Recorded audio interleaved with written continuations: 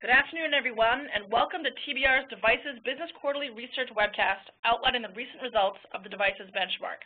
I'm Allison Crawford, and I'll be your host for today's session. In the next 45 minutes, analyst Jack Narcotta and executive analyst Ezra Gottheil will dive into the trends driving the results in the 4Q12 Computing Benchmark, followed by what's happening in the market and how this will affect you. Before Jack and Ezra get started, I'd like to cover a few housekeeping items with you. First, we're recording today's session and posting it to our YouTube site, TBRI channel. We encourage you to visit our channel to watch this presentation or any of the others that we've posted. Second, we'd like to hear from you about your opinions and thoughts on the materials we're presenting. Please send any questions through the chat function or the Q&A function. Jack and Ezra will address them at the end of the presentation. Or, if you'd like to set up a more private client inquiry for more detailed discussion, please reach out directly to Jack and Ezra at the end of the webinar to set up that discussion. Third, we'll send out the slides to everyone registered for today's webcast within 24 hours of the conclusion of the webinar. You can also find these slides, as well as other thought leadership pieces, webinar decks, and commentaries on SlideShare at www.slideshare.net/TBR_market_insight. And if you didn't catch these URLs, they will be provided at the end of the webinar, so just hang tight and we'll get them to you. With that, let me introduce Jack Narcotta and Ezra Gottheil. Jack has more than 15 years' experience in the IT industry, which ranges from the early days of Ethernet and telecommunications to the current revolution in mobile technology. As an analyst in TBR's computing practice, Jack is primarily responsible for reporting on hardware vendors such as Motorola, Nokia, Samsung, and Sony, as well as focusing on trends and opportunities within Chrome, Android, and the iOS ecosystems. Ezra leads our coverage of HP hardware, Lenovo, and Apple, and is the principal researcher on projects including consumer and business tablets, PC warranties, PC supply chains, mobile device strategies, mobile device management, app stores, and social networking. He's been covering the computing industry for over 20 years, and his insight has proven invaluable to our hardware clients. And with that, let me hand this over to Jack. Thanks very much, Allison. In the last 24 months, smartphones and tablets have essentially caught up with the PC, and what we're not talking about just purely in terms of unit shipped, because actually they actually did eclipse that number in PCs almost 2 years ago, but what we're talking about now is in actual install base, bona fide users, not just sales or market share stats. And half of mobile searches are now being conducted on a mobile device, and by the end of 2014, we're predicting that mobile internet use is will in fact surpass traditional internet use from your traditional form factors such as your desktop PCs or your notebook PCs. So adapting to that change is ultimately really paramount for our benchmark vendors, and becoming an agent of that change, if you will be even more important to establishing more secure footing in these emerging markets and fortifying any existing positions in their current developed markets such as the United States or in Europe. So today we're going to discuss our computing devices benchmark landscape. And this is a report that every quarter that TBR publishes. We do an in-depth analysis of our devices landscape, which, as you can see from the graphic here, is primarily defined as smartphones, desktop and notebook PCs, as well as tablets, and the 25 or so vendors that are included in this marketplace. Certainly the other devices that may be included, any other kind of ancillary devices, are certainly important, but for the purposes of our coverage, these 4 product groups make up the primary focus for our team. We do review the financial metrics and product shipment data every quarter to uncover trends in the devices market, and for this quarter, for the 4th calendar quarter of 2012, we drill down into these 3 key areas that we're going to talk about today. The first is that the PC isn't dead, despite reports to the contrary, but it does need to evolve. Tablets, as number 2, are not only their own form factor, but are a really tremendous influencer in this marketplace today. And third and final is that mobility, not just smartphones, is ultimately dictating success or any challenges that vendors are experiencing in the marketplace today. So let's get started by taking a look at the overall landscape. It shouldn't come as any surprise that PCs are powerful tools for consumers and enterprises, but a steady 2-year decline in revenue, which has been down 14.4% since 4Q10, and steady declines in unit shipments, which are down approximately 12.8% in the same time frame, shows that PCs are being used less. Unit shipment revenues from companies such as Dell and HP are down markedly, and some vendors, such as Lenovo, have been able to counter the decline through a volume-centric sales strategy, but even that growth is beginning to slow. Enterprise IT budgets, discretionary spending by consumers that were once allocated exclusively for PCs are now split between PCs and mobile devices. And these mobile device vendors really have the advantage in corralling customers, and PC vendors really need to alter their strategies from one of protecting their existing customer base to actually driving technology innovation, investing in R&D to produce compelling products that ultimately will begin to remedy declining unit shipments as well as shrinking pools of gross and operating profits.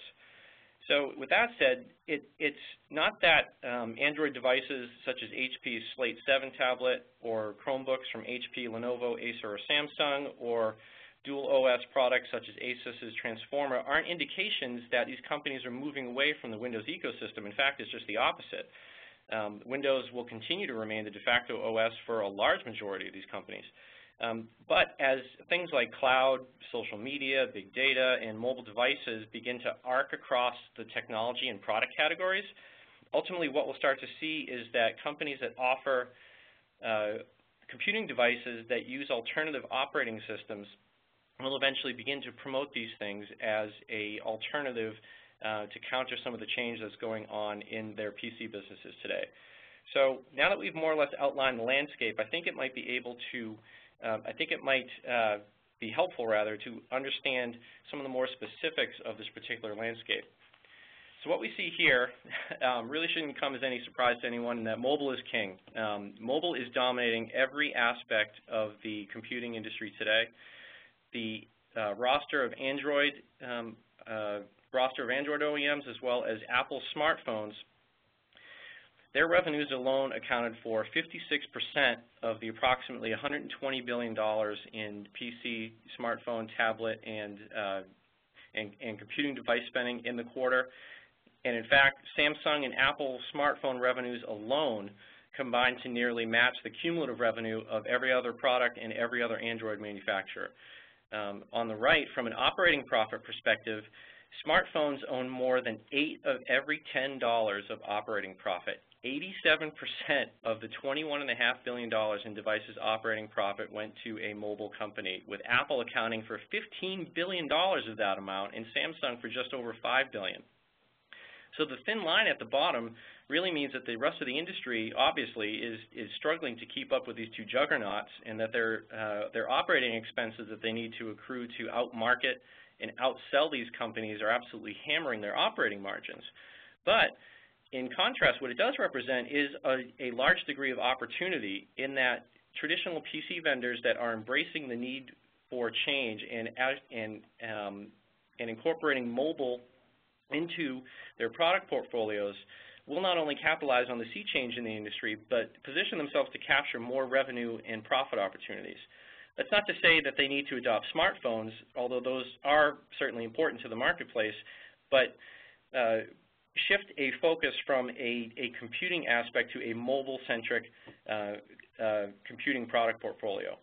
So let's take a look at a potential path that PC vendors can take to these new opportunities. The takeaway from this slide is that we're not saying that the Chromebook is the savior of the PC industry, but it certainly is a compelling differentiator. TBR believes that PC vendors will first promote these types of devices as an entry point into their overall PC portfolio, and then eventually augment the devices in the later part of the year as Chromebooks begin to gain traction in the marketplace. Providing choice is paramount to some vendors. Providing an alternative to some of the Windows operating systems that are out there is of paramount importance to some of these vendors in order to survive. But overall, all vendors do want to provide change. Certainly they want choice rather.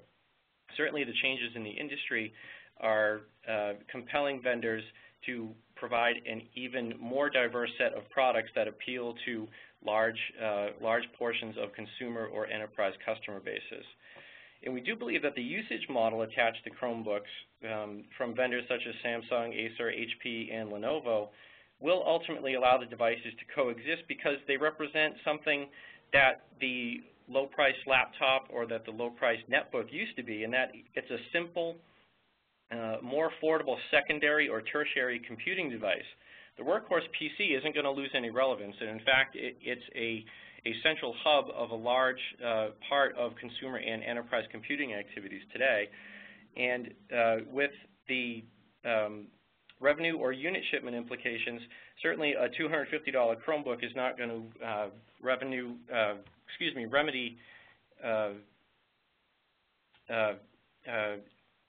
revenue declines anytime soon, certainly, but as the product becomes more established within the marketplace, it will open up the portfolios of PC vendors to the rest of the marketplace. So now that we've established the trend, let's take a look at the computing landscape. So as you can see, the traditional computing vendors that lack the scale of an HP or a Lenovo, or the risk-taking R&D of Asus or the allure of Apple are falling behind. But as declines to revenue and unit shipments continue, what's interesting to note is that all these companies are still profitable on a gross profit basis, and they do contribute, obviously in their own ways, but they do contribute to a pool of $6.1 billion in $6.1 billion in gross profit. But the problem is that that pool is shrinking. It's down nearly 13% from 4Q11 because competition is continuing to drive down price, which obviously reduces revenues, and the slow adoption of Windows 8 continues to be a factor in unit shipment declines.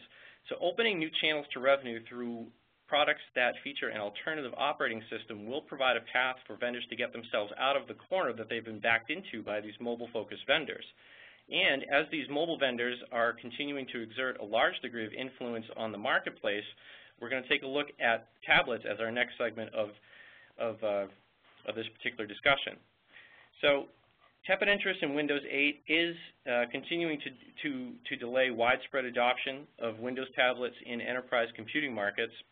In these markets, TBR, we do expect that these are going to continue to remain in flux as businesses continue to weigh bringing these consumer-grade devices, such as Apple's iPad or any of the Nexus 7 or 10 devices that are co-branded by Google, onto their networks, or if they want to go all in and adopt stricter policies or security controls to any of their devices or to their data. Windows 8 tablets, we do believe, will open the enterprise tablet markets for PC vendors. The catch here is that Windows and, Android and iOS tablets have already established pretty significant beachheads in the enterprise. In the 3 years since we've seen the release of the first generation iPad, many consumers, myself included, really don't hesitate to bring their tablets from home into work environments, and certainly that's presenting a challenges for many of the enterprise IT staff that are out there today. Windows 8 enterprise tablets, especially the Pro, are aiming to bridge the gap that currently exists between the consumer-grade tablets and offering a roster of feature security enhancements to encrypt the device or prevent malware, unauthorized use of software that ultimately winds up speeding implementations of Windows 8. But what we're seeing is that mobile vendors such as Samsung's, Knox, and Safe initiatives, as well as Apple's presence in many of the world's top corporations, are ultimately limiting the gains and limiting the advance of Windows 8 within the enterprise. So with these changes in mind, how are these changes providing some degree of influence to the tablet ecosystem? So let's take a look at the current state of the tablet market as of last quarter. So in a similar fashion to the PC marketplace, the tablet market's landscape really shouldn't come as any surprise. At one end of the spectrum, all the way on the right, Asus's phenomenal growth is being driven by the pioneering Nexus 7. If the Amazon Kindle established that a 7-inch tablet could work in the marketplace, then the Nexus 7 has all but cemented the fact that the form factor is here to stay. At the other end of the spectrum, what we have is Apple's dominance in gross profits and revenue is being boosted, in fact, by the iPad mini and the full-size iPad's gold standard, if you will, for both profits and technology and product design. What we're seeing with some of the smaller vendors here, especially on the left-hand side of the chart, is that Windows tablets have yet to gain significant traction in the marketplace, where unit shipments, revenue, and gross profits all leapt in double digits, with the most market growth being in unit shipments jumping 40% year to year from 4Q11, boosted primarily by the introduction of mini tablets from Apple and other Android manufacturers. So as Windows, as Windows tablets enter the market in larger numbers in this year and even more in the latter part of the year, we do expect the vendors on the left to shift to the lower middle section as smaller vendors record increases in unit shipments and profits. But substantive revenue gains we're expecting to be elusive as consumer tablets are going to continue to dominate the roster, and companies without these devices will find themselves at a disadvantage. This is an indication of, for example, HP's introduction of the Slate 7 tablet that shows the awareness that some of these PC companies have of producing a consumer-type device that brings the user into the overall enterprise-themed PC ecosystem, if you will. So I mentioned that the mini tablet market is a sweet spot for these device vendors, and hitting that concept of a sweet spot really is also critically important in smartphone markets. So let's take a look at that product segment now. So heated competition for smartphones, especially in emerging markets, is driving smartphone pricing to near feature phone levels. In most markets, especially overseas and in Asia, smartphone pricing is now under $100, and in some markets it's under $70. And vendors are scrambling, especially the Android manufacturers, are scrambling to develop new devices that are specifically targeted at transferring significant portions of the incumbent feature phone customer bases, such as Nokia and RIM. And even though these vendors have very capable smartphones in their portfolio, the holes in their product line, and by that I mean Nokia, RIM, Motorola, and HTC, have a currently limited amount of options in the middle of their product portfolio. It's either a premium smartphone type of experience or a entry-level budget-priced feature phone type of experience. The hole in that product line leaves ample opportunities for primarily Android manufacturers to fill the gaps with equally capable yet less expensive Android devices. And with the next billion devices coming from these marketplaces, we're predicting that by 2016, feature phones will be outnumbered by smartphones by a factor of 2 to 1. With those growth rates in mind, and especially with the growth rates and the size of the addressable market in emerging regions such as China and Russia, with the growth rates and the size of the addressable markets far outpacing anything in the United States or in Europe, these regions will remain the #1 priority for smartphone makers as well as the target customer base. So with that in mind, let's take a look at how these emerging markets will influence the current state of the mobile marketplace. So the highlighted area of this chart shows the most vulnerable vendors. What we see here is some lagging Android OEMs such as Motorola and HTC, as well as vendors with feature phone or first-generation smartphone-heavy product portfolios such as RIM and Nokia. And that Samsung and Apple have established a duopoly really shouldn't come as a surprise, but what their competition in the premium end of the product spectrum as well as in developed markets has done is actually created a competitive area in the lower to middle lower tiers in the marketplace. And within this tier of the marketplace, the competition is especially fierce among Android OEMs such as ZTE, Huawei, and Sony in particular, which ultimately will limit margin gains, save for Samsung, who probably is the most able to weather that due to their vertically integrated manufacturing and component sourcing. But as the Android ecosystem aggressively tries to outprice each other and the Windows Phone OEMs in emerging markets such as China, the vendors across this lower middle region will consolidate. So the spread that you see there will start to cluster into the middle. And in the coming quarters, as more capable vendors on the left increase revenue and unit shipments, and because the market is of a finite size despite being a tremendously vast opportunity, growth for vendors on the right middle of the chart will slow as competition increases in their target markets. So let's take a look at the main points from our discussion today, and then I'll provide a look into what TBR will be focusing on for our benchmark next quarter. So PC vendors that embrace mobile, not just smartphones, will be provided with the greatest set of capabilities to adapt to a rapidly changing marketplace. Windows 8 tablets will ultimately unlock the enterprise for Windows OEMs, but as these enterprises continue to weigh the options of allowing consumer devices onto their networks, ultimately Windows 8 tablets will continue to be delayed into the market and create opportunities for Android and Apple to establish even more secure beachheads. In these emerging markets overseas, especially in APAC and actually to lesser extents over in Africa and in parts of Southern Europe, will continue to play large roles for smartphone manufacturers, as well as other emerging form factors such as phone-tablet hybrids, as well as smaller form factor tablets and tablet PCs.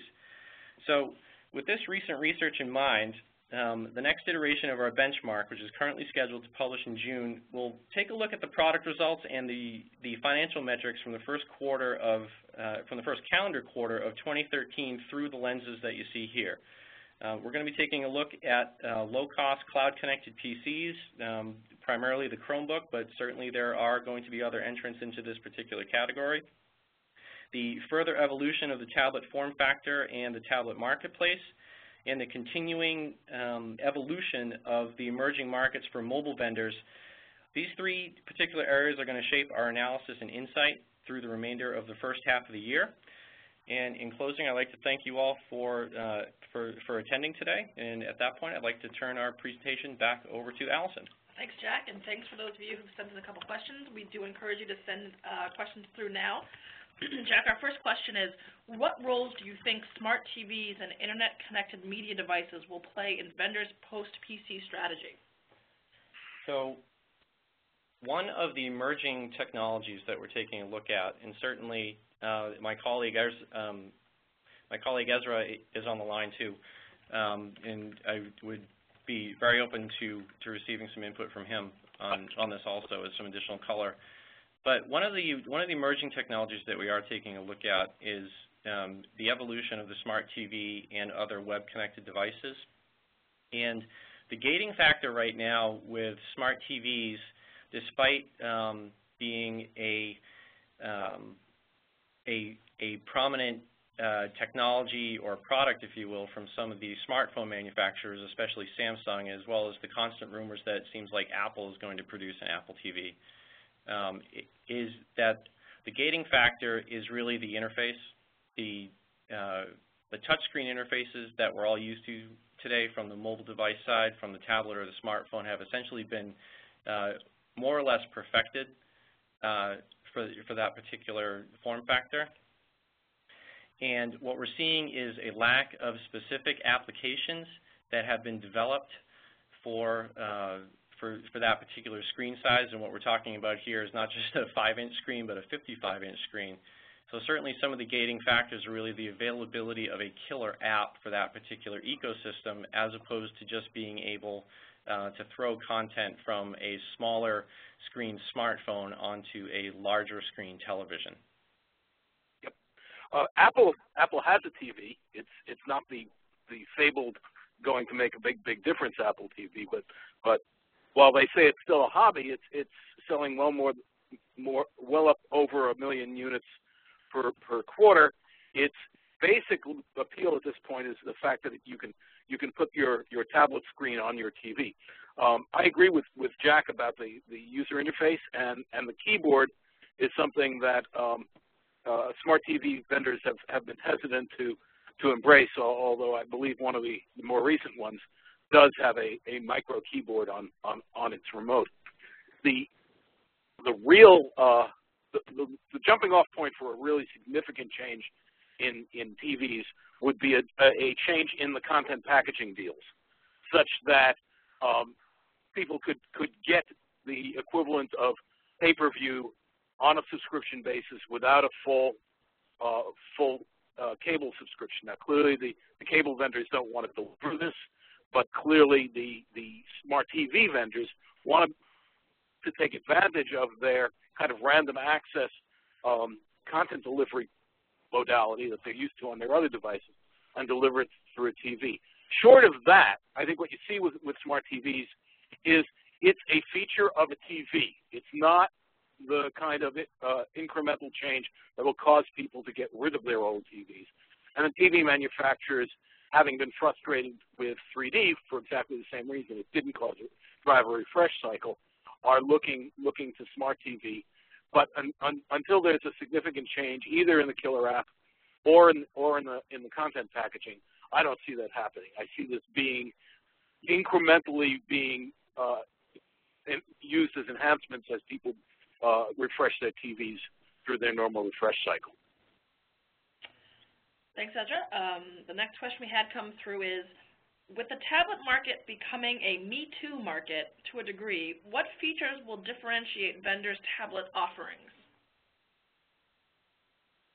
So primarily what we're going to see, and this is actually a topic of discussion among us here in the office that use the tablets on a regular basis, and I think it's certainly about the software that's available for the tablets, but some of the differentiating features, if you will, are really what we're starting to see with the introduction of the Chromebook. And in concept, obviously, they're two totally separate products, but the inclusion of a keyboard on that cloud-connected device or on that thin and light device or the portable device is really a differentiator for that particular product set. And companies that are able to provide the traditional computing experience, if you will, of having that tactile keyboard as opposed to providing something that you may have to swipe, or any of the software-based keyboards that are out there, seem to play into some of the trends that we're seeing, especially in the consumer marketplace where they need to type out an email or if they may need to do some light document editing. I know Ezra has been tracking a lot of what Apple has been doing with the iPad, so certainly Ezra, feel free to chime in on this particular topic as well.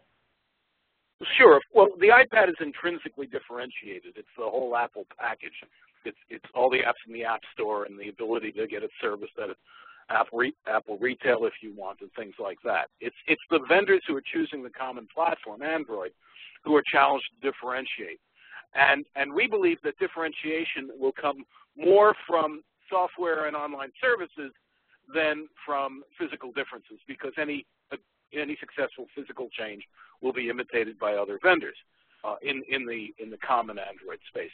What we're seeing now, and this is exacerbated by the fact that Google itself is willing to sell a quite attractive tablet at a loss, is the PC vendors basically tolerating low margins in their Android tablets in order to keep in the game, with an eye going forward to find some kind of service, online and otherwise, and software package that gives them a chance to differentiate and gain some margins.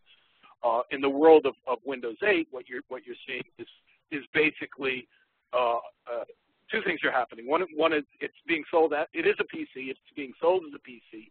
It's being differentiated. PCs are differentiated, but what Windows 8 does is it really liberates the factor. And so we've seen hybrids, docking, convertibles, all kinds of different form factors that leverage the fact that the Windows 8 Pro tablet has two major modalities, and they're trying to see which ones of those get them ahead of the competitors. Two vendors have, for instance, ways of putting a hand grip on the back of their tablets.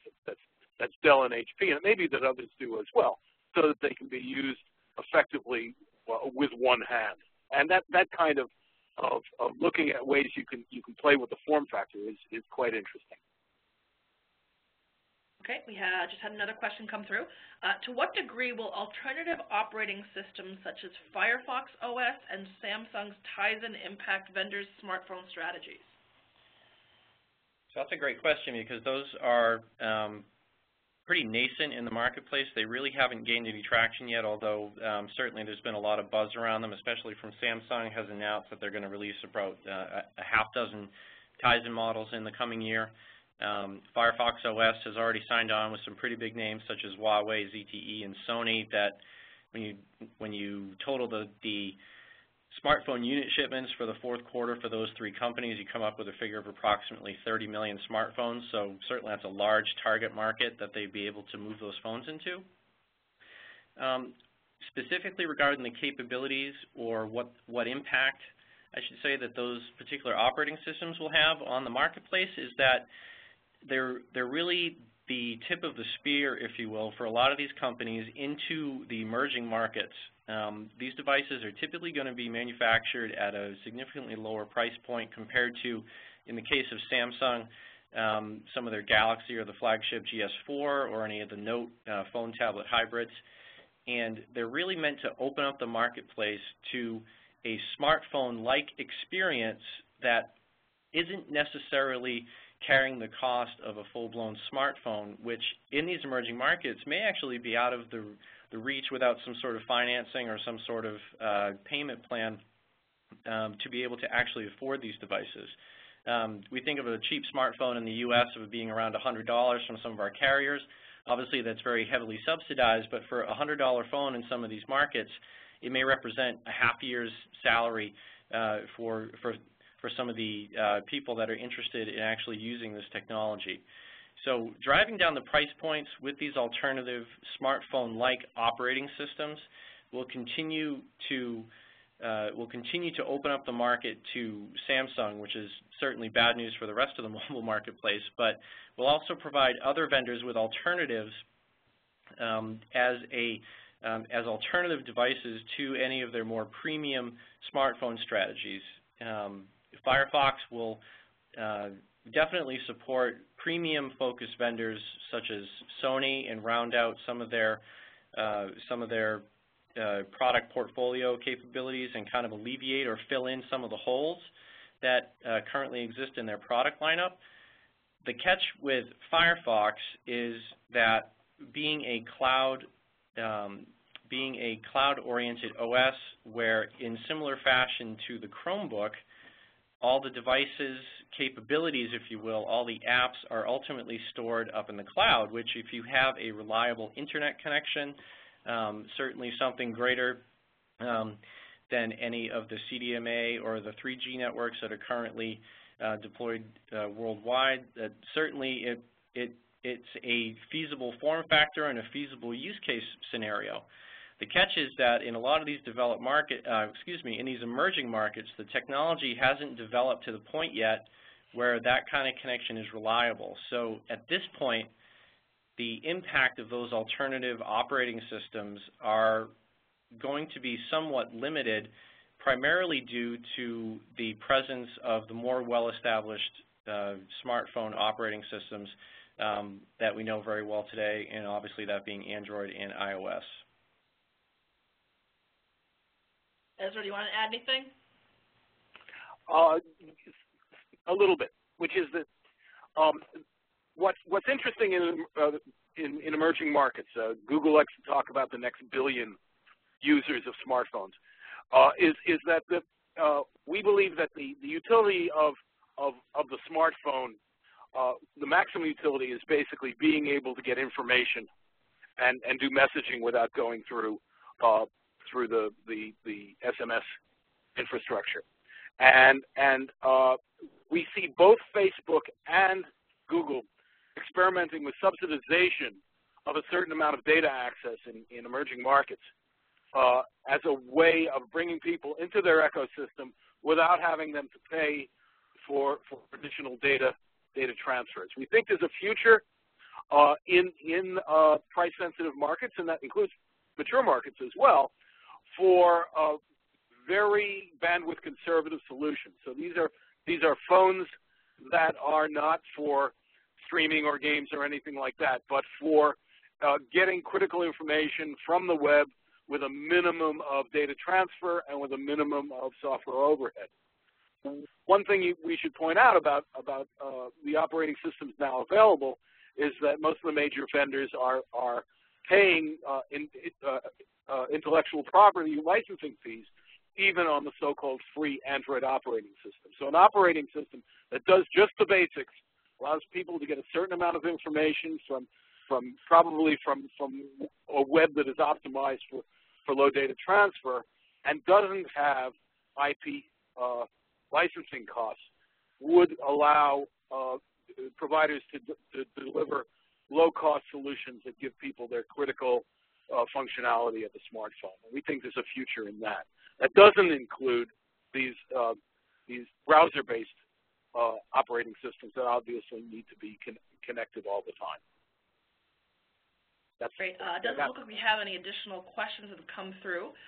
So thanks, everyone, for attending. Before you log off, there's a couple pieces of information I want to give to you, but I want to thank our analysts for their time today.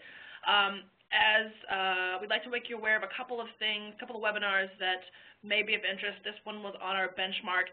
On May 29th, Ezra, who is speaking here today, is going to be doing a thought leadership webinar called Piloting in Fog, and it's about predicting the future and reducing your risk in the tablet market. So if you'd like to attend that and don't have a invitation, you can reach out to me directly. I'd also like to make you aware, as I said, about the social media links. They're all listed here. We recently recorded a deep dive into ASUS on their tablet strategy, so you can reach out on SlideShare and watch that if there's any interest as well. Please follow Jack as well as TBR on Twitter. The handles are listed here. If you have any questions, feel free to reach out to either one of us. I'm going to leave the chat function open for another few minutes in case anyone wants to set up follow-up conversations. I know that there were some private questions that were sent through to me. I will be following up with you guys to get you that information, but if there's anyone else that would like either more detailed discussion or follow-up questions, please feel free to reach out to us. Thanks, everyone, for your time, and have a great afternoon. Thank you very much.